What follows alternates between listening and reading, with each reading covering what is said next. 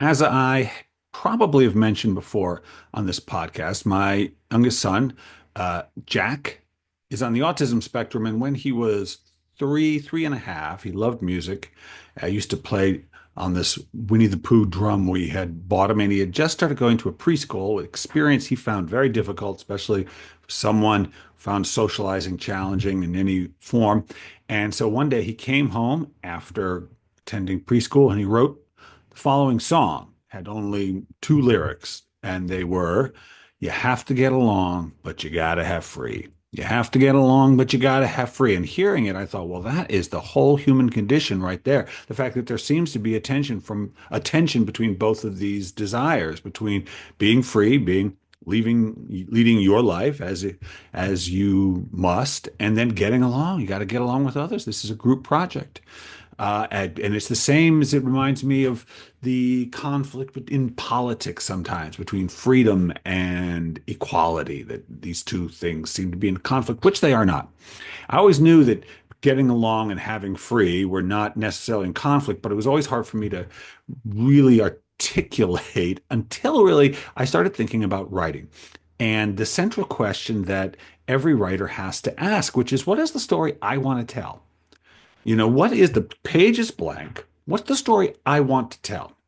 And it's a question I think that can be challenging for particularly adults, maybe who come to writing not just as children, because as adults, we don't actually, as I have mentioned in previous podcasts, always ask the question, what do I want? What do I just want to do? What do I want my life to be? We tend to think, what is profitable, what will sell, what is acceptable, what can I do, what is possible, not just what do I want. And when you sit down to write a story, you need to simply ask the question, what is the story I want to tell? But often tinged in that question is what will sell, what will be acceptable, what is good enough, what can I write? But if we don't ask the question as cleanly as possible, simply, what is the story I want to tell? And how do I want to tell it? If we don't ask it the way it's meant to be asked, with no limitations, simply an expression of an answer to our own creative desires, then we don't feel free.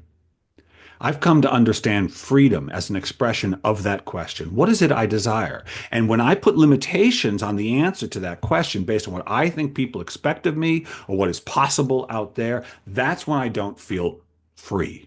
I'm inherently free. We all are. But we have to be able to ask that question freely.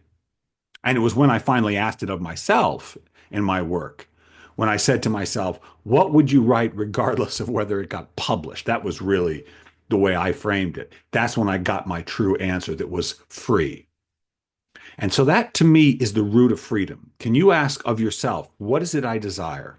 Who do I want to be with? What's the story I want to write? Where do I live? All these questions just based on your own desire. That is freedom.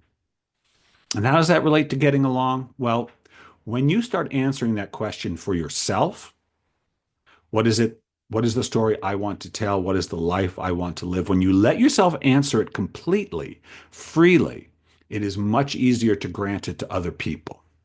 Then you can allow other people the freedom to answer it for themselves. And that is really the root of equality. Because, I interview writers. Once a week, I have a podcast, author to author, where I interview writers. And I've interviewed all kinds of writers, poets and essayists and novelists of every shape and stripe, from literary novelists, suspense writers, romance writers, mystery writers, on, science fiction, fantasy. I've interviewed them all. And the truth is, I don't love all their books because I don't, I've got my taste, I got my preferences. But what I've come to understand is that where we overlap, these other writers and I, are the creative desire, that answering of that question, what is the story I most want to tell? And these people have, for the most part, just done just that, told a story they really want to tell. And that expression, that feels like that is something I understand in myself. And that is where we overlap. That is how we are the same. And so the specificness of the expression is not nearly as important as the desire. And when I hear them talk about their work, no matter how different it is than mine, it reminds me of how I feel about my own work. And in that way, we're all the same. The expressions are different, but where it comes from, that is the same. And the desire to write romance is equal to the desire to write literary fiction or poetry or memoir or science fiction or fantasy. It's all the same. It got that same creative, love-driven desire. Got to get along, but you got to have free. You got to give it to everybody. You got to let everybody have their life, but you got to live yours as well. And the best way to give it to others is to give it to yourself. Yes, yes, it's true. That's right. Writing teaches us how to be free and how to be good people. It's true. It's true. Hey, thanks for tuning in. I hope you keep listening and watching. If you want, and if you want to, then subscribe. You know that's the best way. And if you like it, say so. Leave a comment. Hit like. It helps. It helps other people find it. Helps me if you care, but it also might help you. It feels good. So until next week, this is Bill Kenower. Stay fearless.